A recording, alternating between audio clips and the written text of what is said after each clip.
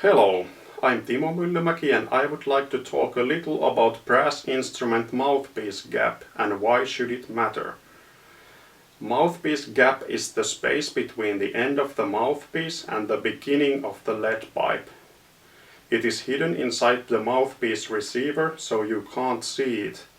As you can guess, different horn and mouthpiece combinations may result in little bit different gaps and the sizes vary. But the most common gap size is something about 1/8 of an inch, which is little over 3 millimeters. Like each brass player is different, with different teeth, jaw and lip formation, they will find different size of gap to suit them the best. Like you can't tell anybody what size of mouthpiece to play, you can't say there's a single gap size which is good for all. Now, what I have read and tested myself, if the gap is too big for you, the horn will feel stuffy and like there is too much resistance of air, but the notes will still slot well.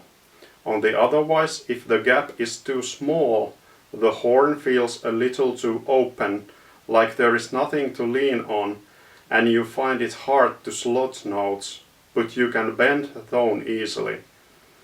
You may also come across some intonation problems when the gap is wrong for you.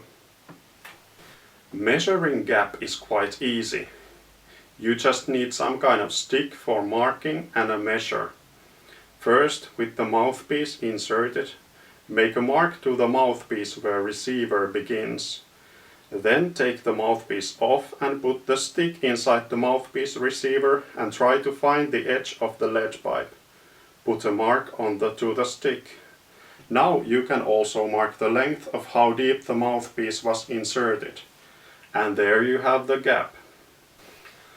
And now you may think that so what? Few millimeters here or there in the tubing length won't make any difference. That's what I used to think. The whole talk about mouthpiece gap felt to me like a fuss made up by some Puritans. Recently I have proven myself that the gap actually does matter. It all started when I bought a vintage King Liberty trumpet, which was a medium bore horn. Now medium bore horns have smaller tube radius than regular medium large horns, and they don't take air as much and may feel stuffy to some players. This horn, however, felt extremely free-blowing. I also had a vintage Selmer Super Sterling trumpet, which had a medium-large bore, but it felt really stuffy to play. When I took the measures, the King horn had 0 mouthpiece gap, and the Selmer had excessive 20 millimeters of mouthpiece gap. That started to ring some bells. As you may guess, adjusting the mouthpiece gap may not happen without some kind of aid. Some horns have mouthpiece receiver with gap regulator, like this Courtois Evolution trumpet. Some mouthpiece manufacturers also have their own system for changing the gap. I bought a few years back a Bob Reeves mouthpiece, which is cut for sleeves. You can insert and remove them quite easily. Reeves sells sleeves from number 1, which produces the largest gap, to number 7, which produces the smallest gap. I have here sleeves 3, 4, 5, 6 and 7. Okay, I will start with sleeve number 3, which will give me a gap of about 8 millimeters.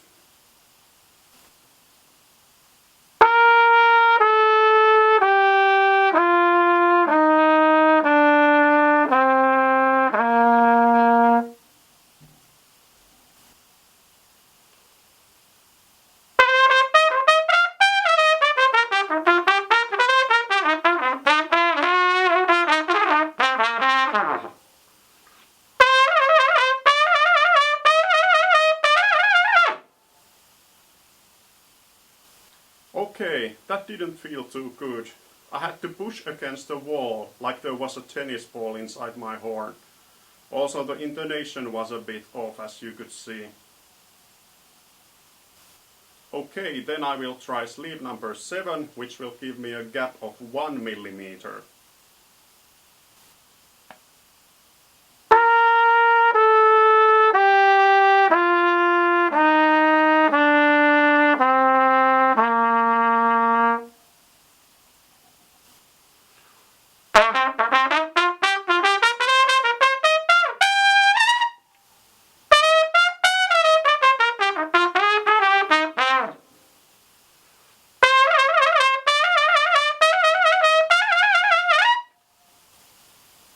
Okay, notes were easy to bend and the horn felt easy blowing, maybe too much so.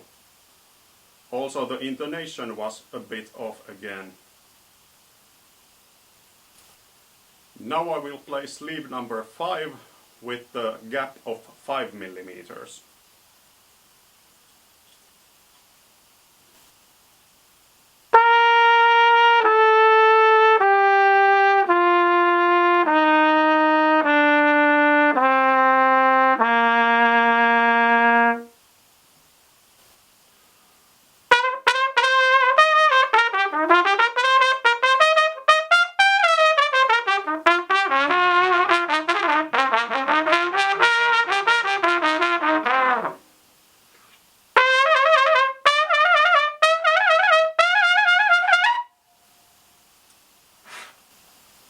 Okay, that felt quite good and also the intonation was better.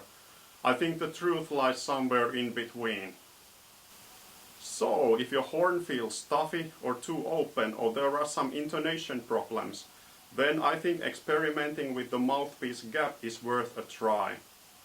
Thanks for watching.